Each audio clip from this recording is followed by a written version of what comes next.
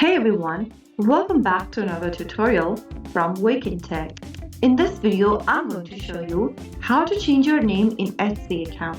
If you want to change your display name in Etsy, first of all, launch or open a web browser on your device and type in etsy.com in the search bar and search.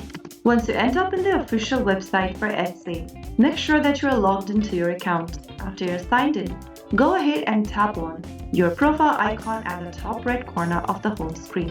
Now click on View Your Profile. You'll then be able to see your profile section. From here, click on the About button and click on Edit Public Profile button. You'll then come across this Public Profile option. Scroll down and click on Change or Remove right next to your name. Now, enter a new name in the text boxes. Make sure to type in your name correct and click on Save Changes, and you have successfully changed your name in your Etsy account profile. So that's how super quick and easy it is. If you found the video helpful, don't forget to like, share, and subscribe to our channel.